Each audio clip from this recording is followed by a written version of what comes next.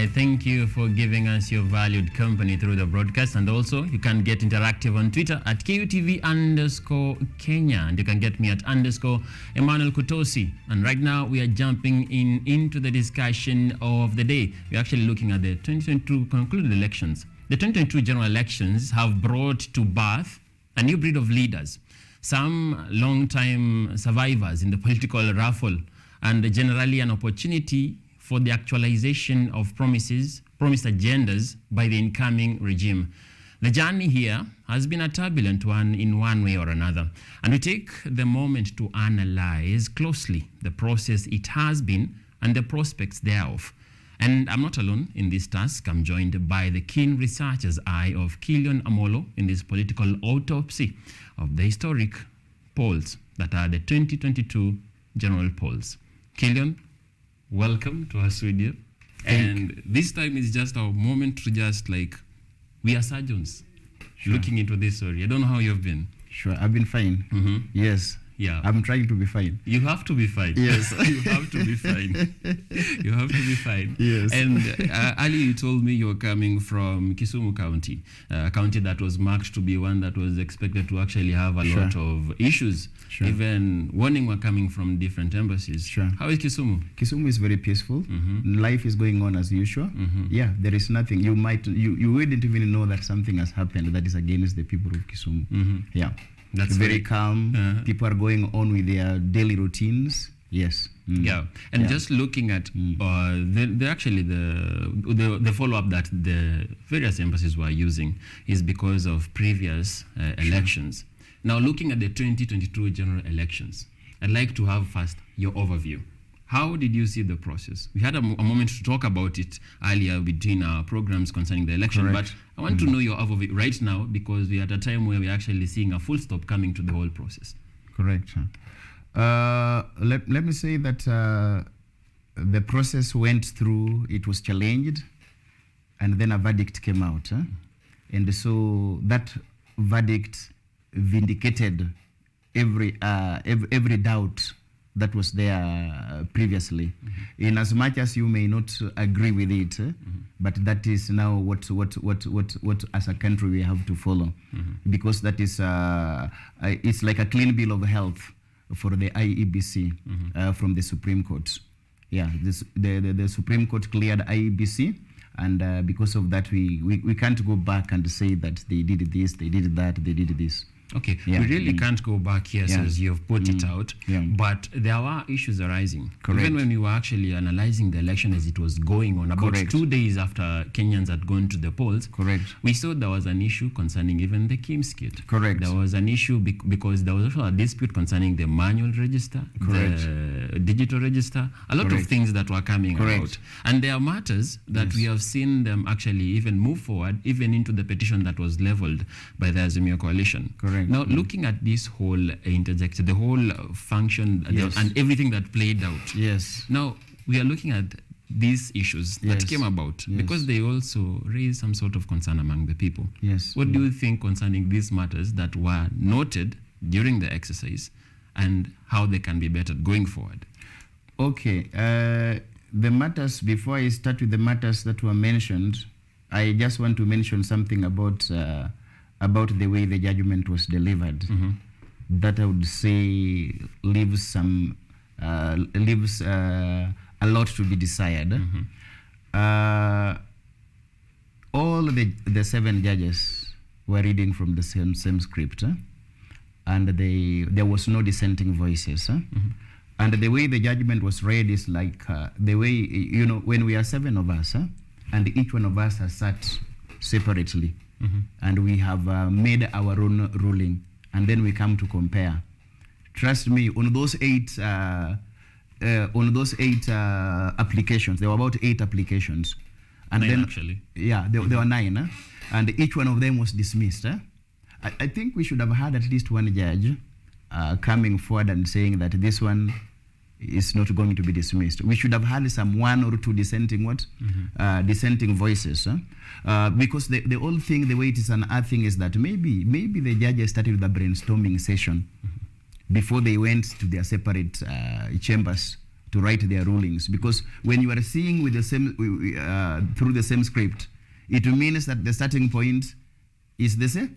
Is the same. When you begin a process by brainstorming, that personal initiative is stifled, and you begin to see with the same what? With the same eyes. So I'm trying to suspect that something like that could have happened. And that is why the things that were too obvious for some of us, that even the media tried to highlight some of the shortcomings that the judges did not see in their own rulings. Yeah, so everything, some of the things that were happening there were also looking a bit, they were exposing some weaknesses on the side of the judges. But Killion, something that also came about, and is most of these petitions, they were knocked out on the basis of evidence. Yes. Evidence was like the major issue for each and every. It became an allegation, because without evidence, there's no substance. So looking at going forward, because petitions, it's not the end for a dispute, and it's quite a notable way of actually resolving the whole situation. But looking at going forward, what does it call for? Because if I'm leveling a petition against a certain person who has been elected into office, I must have the backing to actually push my case through. What do you think about the place of evidence, and maybe even the timeline to even collect all this evidence and table it before a court? I think maybe one of the things that could have worked against Azimio in as far as gathering evidence is concerned is the fact that maybe most of their agents either pulled out or were not willing to cooperate. Because we saw even an affidavit that was signed by some people there on Form 34As that were dismissed by the judges on the grounds that the people who swore the affidavit were third parties. They were not agents. So that means that the agents who had signed those requisite forms withdrew or were not willing to come forward and participate in the process, which also exposes another problem that the Azimio fraternity had, which is the problem of protecting their vote. Yeah, there was a problem. Most of the agents in the entire network, they were not they were not fully there on the ground because of one reason or another. And that is what made the things to happen the way they did. I wish we could know how they actually came to actually select their agents, because I believe these are people who are very key. And even looking at the whole Supreme situation, when it came to agents, there was a lot of question. It's some saying that they came late, they were not there, they were not present completely, and it brought a lot of issues. And coming late or not being there means that the opponent can do anything in your absence. Actually, and the question is there. Now, looking at also the issue of affidavits, the way you've actually put it out, I'm looking at it as in when we find ourselves in a situation where the evidence that has been presented before the court is questionable, because there were affidavits which were put into question, and reprimands were actually aired out by the Lady Justice Martha Koome. Now, going forward, how would actually we not see such a situation coming or playing about in? Maybe the Azimio legal team either did things in a hurry or did not realize when they were going to court. Because I'm a lawyer. I'm not a lawyer, but assuming that I'm a lawyer, I'm going to court. I must have a to-do list, a checklist of things that I must do before I take a case to court. One of them is ensuring that the evidence that I'm taking, if it is something that is supposed to be signed in the name of an affidavit, has it been signed by the correct person who is supposed to be signing, or has it been signed by another third party that is likely to make it to be knocked out? So maybe those are some of the checklists that they did not put in place, because if the courts are saying that the evidence has been knocked out because the affidavit has been signed by the wrong person, it means that probably if the right person is the one who swore the affidavit, maybe the evidence would have been accepted. Yeah, points to note, and actually points that people should actually consider, because such situations may come forward. We don't know, because the situation in Kenyan politics, today we have a certain coalition, tomorrow we have a different one. But the issue seems to remain the same. And something that is of note, ever since 2002, we have had an issue. Petition, all through to this moment. Now going forward, how can the IEBC, or rather the Electoral Commission, this one or another one that may come later on, how can they be able to assess and actually ensure everything they do is not questionable and is not actually something that will actually end us up going to this whole process of contention, even at the Supreme Court? Because there are a lot of issues that were raised, issues that are still of contention, issues that need to be addressed. How can the IBC ensure that we don't go in a similar situation tomorrow? Maybe the starting point should be to change our laws. Huh? Number one, to make it more punitive to engage in electoral offences, especially for the officials that are working for the IEBC. Aren't the remedies currently quite severe for that I offense? don't think they are severe. We saw when the election was taking place, I think a day or two before elections, somewhere, I think in Homa Bay County, some electoral officials were found meeting with some candidates, and the penalty was just to dismiss them, and that was the end. But what about the suitable evidence? You get that. So I'm just starting from that. If, for example, I know that I'm going to engage in electoral malpractices, my punishment is just being sacked, and that is it. So that means that if there were to be some stiffer penalties, for example, if I engage in an electoral malpractice, electoral malpractice, then there is a stiffer penalty, maybe going to jail for a longer period of time, maybe having a very huge fine. That will deter that kind of behavior, because penalties and fines are supposed to deter the behavior, so that somebody feels that this one I cannot bear it, so let me not engage in this vice. So because our laws are a bit mild, we need to begin with the Parliament enacting some laws which are number one, more punitive for these people who are engaging in electoral malpractices. That is, in my opinion, number one. And then after that, there were some things that were also coming out that were not clear about the role of the commission and the role of the chairperson. Very true. The role of the commission and the role of the chairperson. There are instances in which I saw the way the CJ began by saying that a commission, blah, blah, blah, blah, blah, chairperson, blah, blah, blah, blah, blah.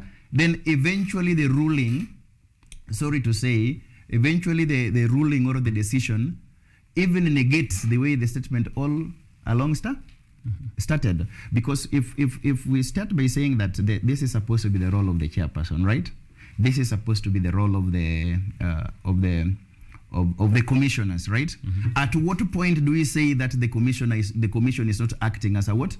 As a commission? Because yes, they said that the last minute withdrawal, you have participated in the process, and then when you are just about to make an announcement, that is when you withdraw. That means you have participated in the process. Is that true? That is how the ruling went out. Very true. Yeah, so there are those gray areas that I think the Parliament needs to come in, and for Parliament to come in amending those laws. I also expect the same Parliament to raise the bar about qualifications to become an MP in the Republic of Kenya. You want us to go the degree way? Yeah, because it is still very low. I think we saw even today, we are not naming names, when some people are trying to swear in. A challenge, yeah. Yes, it was a challenge reading and speaking in English. Yeah, and this is the same person that you expect to formulate laws that will oversight IEBC, laws that will oversight every other aspect of governance in this country. Yeah. And the way you've talked about the IEBC, I'll go back to the 15th. We saw a walkout. Yeah. They were dissenting commissioners, yes. But do you think the walkout was something that was actually right in their way? What message did it maybe provide Kenyans with? Because they've walked out of this commission, they've walked out, they have a different determination concerning everything that has played out. They have a dissent, but was this a way that should be upheld as something that was on point, or does the commission have to do something to ensure that even when there is dissent between the commissioners, in future, we don't see such display? Correct. There should be a way of avoiding such in the future. Because, this time around, we really behaved so maturely as a country. the electorate were very calm. Indeed. Yes. Going with what has happened in the past, such a walkout alone could have made the country to go into a very negative arena. Because there is a message you're communicating to that person on the ground. That person in Homa Bay, that person in Nyeri, that person in wherever. When you walk out like that, and then they begin saying that kimeumana, right? So walking out, even though we don't want to judge them so much, because that was also a way they were expressing their dissatisfaction. Maybe they tried to do it in the boardroom, but it did not work. So we have tried to do it they say don't wash your dirty linen publicly. So you've tried to wash it privately, it is not working. So why don't I get your attention by going what? By going public? And I think this is what they were doing. Let me go public, let us go public, then the court will decide. But I believe you'll agree with me that we need a proper way to actually execute this. Correct. Now, we need proper structures in place to avoid something like that recurring. Yeah. We leave all that because there is a lot to actually speculate about concerning the whole commissioner's situation. But coming to something that was very, very much confirmed, the electorate behaved maturely. Correct. It's something that you can say, bravo. Correct. The Kenyan voter. Correct. Do you see like there's an evolution that is of note right now? Correct. The Kenyan voter of today is a voter who is more mature. The Kenyan voter today is a voter who has accepted the fact that after the electoral process, it will be between me and my God. It does not matter who goes in there. You know, I voted for a particular candidate. And in fact, I proudly voted for a candidate.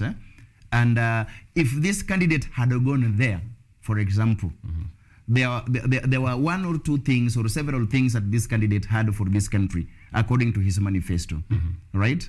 But me as an individual, for example, if this candidate does not go in, for example, life continues. And I think most Kenyans have begun to reason like that. That is the kind of maturity level that we've reached. Coupled with the fact that the level of and the rate of tribalism is also going down. It is diminishing, yes. And looking at the whole situation, around 6 million people, correct, according to the IBC, did not really vote for William Samoei Ruto. He is 6.9 actually. Yeah. Yes. You have the numbers by one point. Yes. And this number also is actually part of the country. Correct. He's about to be sworn in on Tuesday the 13th of this month. Yes. How do you think, or what's your thought concerning how the country can now come together and move in one focal agenda? I'm actually happy because even today the president-elect mentioned that he's been talking to the Azimio leader. That is one of the ways of bringing the country together and ensuring that there is some healing. Now, because we are talking about 6.9 million people who did not vote for him, and this is quite big a number. It's a big number. Yeah. So what I expect the president to do is to reflect that in the face of his cabinet and those who are given those senior appointments in his government. Let the face of his cabinet and the government reflect the face of the country, irrespective of how people voted. That should be the starting point. We want to see the regions that were recognized as the strongholds of Azimio having representation in the government. This is what will bring healing, even in the hearts of those people who are so bitterly affected. They will be like, oh, so and so is already there. So my interests are taken care of. That should be the starting point. And then number two, that will also bring a lot of healing. We are saying that if you go with the data that we have, a lot of people, a bigger percentage of the voters were young people. And when you look at the mainstream media, you look at the names of people who are being fronted in the cabinet. They are the same faces that we know. The same faces. I don't have a problem with them. I don't say that they are not qualified. They are very good people. They have a lot of experience. They are seasoned politicians. But we need the young people also to be represented. People who voted for him. I think he should take that into consideration in forming his government. Those key appointments let a percentage of them, a smaller percentage of them, be given to people who identify directly with the young people who voted for him, who form a predominantly bigger percentage of the voters. Killion, something that is of note, it's officially, we are like moving into the birth of an official opposition. For some time we have had the challenge of the statement that we don't have an opposition. So no one is actually championing for Mwananchi. Right now, we have the birth of an opposition. What do you have to say concerning this crucial structure? Yeah, with the opposition, it means that, like, you know, in the last 6 months of elections, we had the costs of almost everything escalating. We had one problem leading to another, and there was no one speaking for us, to be precise.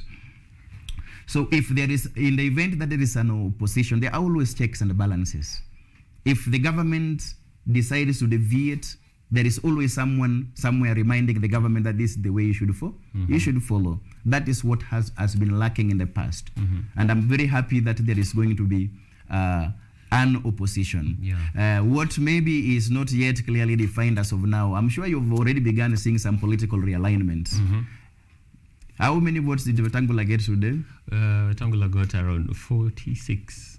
In the final vote, huh? No, 40, actually, Wetangula got 215 this in the National Assembly. That these votes came from across the divide, right? Yes.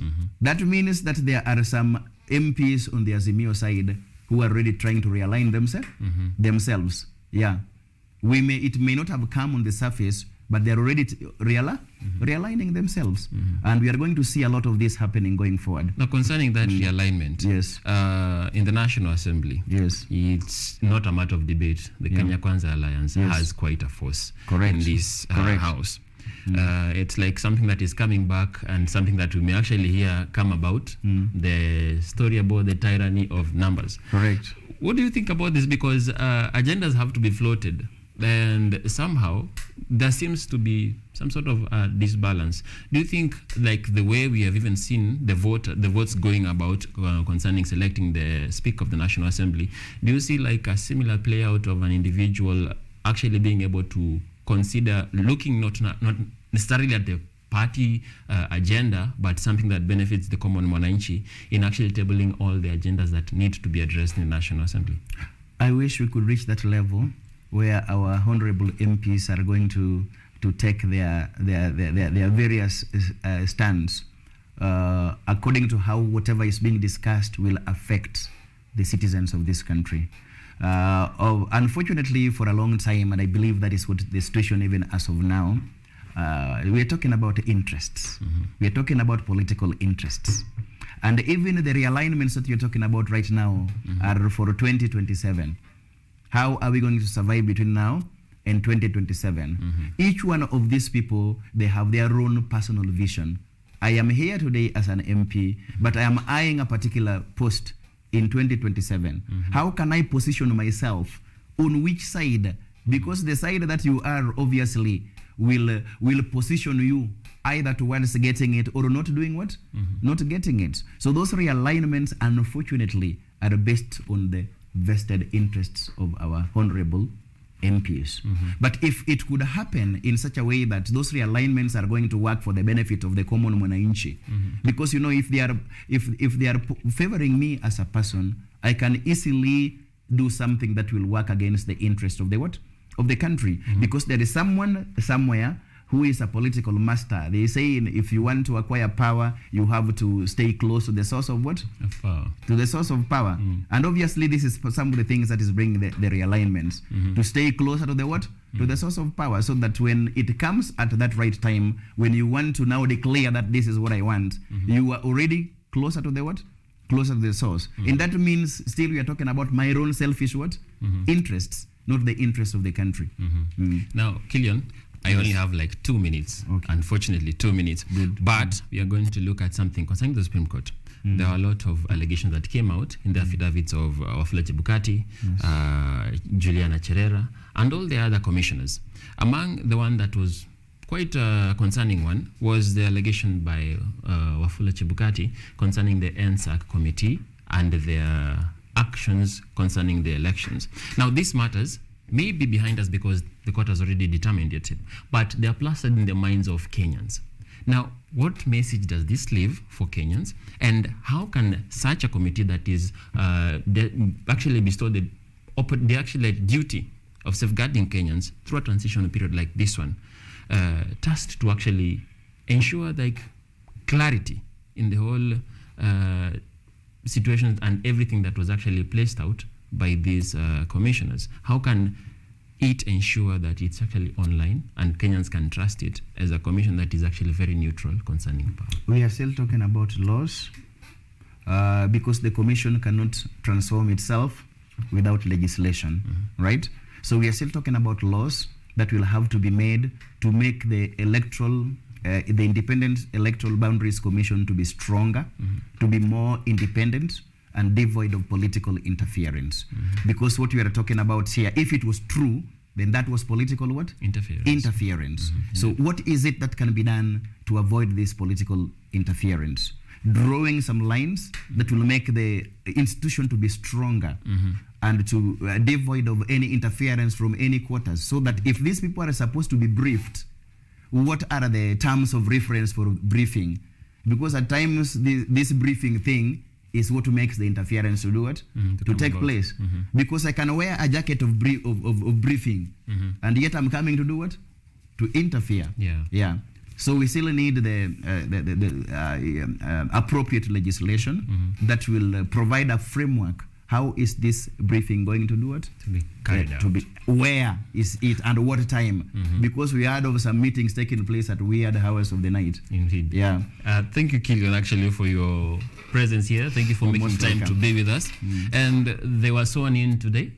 The MPs, the legislators who we expect will actually be able to create such legislation and direction so that the country cannot find itself in a confusing situation or a constitutional crisis of any way, a national face. That's what Killion is speaking about.